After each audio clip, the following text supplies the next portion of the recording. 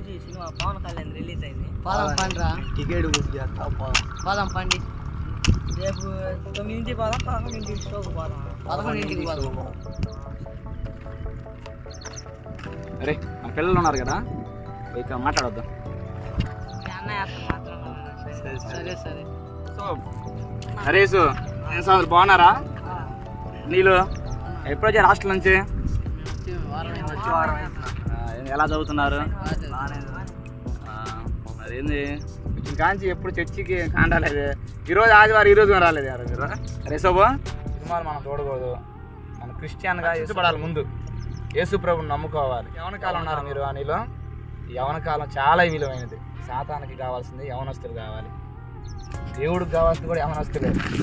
కానీ సాతాను ఎక్కువగా యవనస్తులను పాడు చేయాలి, వాడిని లేకపోతే లోకానికి అలవాటు దగ్గర చేసి దేవుడికి ఎట్ట కూడా దూరం చేయాలని వాడు ప్రయత్నం. యేసు ప్రభుని సొంత రక్షకుడిగా ముందు అంగీకరించాలి. యేసే మన పాపాల కొరకు మరణించాడు, మన కొరకు ఆయన సిల్లు ఎక్కి మరణించి తిరిగి లేచి ఆయన మేరలో పోయిండు, పునరుద్ధరణే తిరిగి లేచిండు.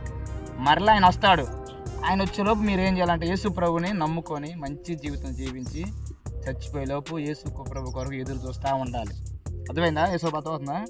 ఒక రోజు చర్చికి వచ్చి 2 రోజులు వచ్చి ఆగిపోవడం కాదు, డైలీ రావాలి. సిగ్గెందుకు యేసు ప్రభుని నమ్ముకోవడానికి? సరేనా?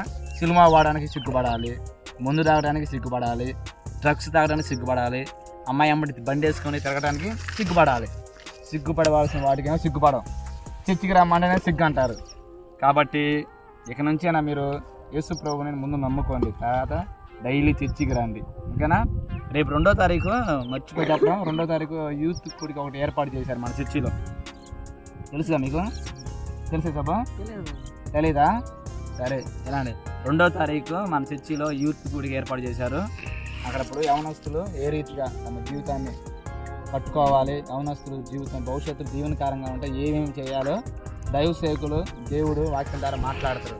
కాబట్టి తప్పనిసరిగా యూత్ గుడికి మీరు రావాలి 2వ తారీఖు. కాబట్టి మీరు ఒక్కలే రావటం కాదు, ఇంకా మీ ఫ్రెండ్స్ ఉన్నారు, చాలామంది ఉన్నారు. నాగార్జున ఉండవు, సమీల్ ఉండవు, ఇర్మియా ఉండవు, ఇంకా రాజేష్ ఉండవు, చార్లేస్ ఉండవు. మీరందరిని వాళ్ళు తీసుకొని రావాలి. సరేనా? కాని రావాలి, ఖచ్చితంగా కాని రావాలి. మీరు జీవితాన్ని రేపు జరుగుతున్న యవనస్తుల కూడికలో పాల్గొనండి, అయిపోయిన దాకా ఉండండి. దేవుడు వాక్యం ద్వారా మిమ్మల్ని దర్శిస్తాడు. ఓకే? సరే వెళ్తున్నా, బరిగోళ్ళు పోతున్నాయి, 2 రోజులు వస్తాను.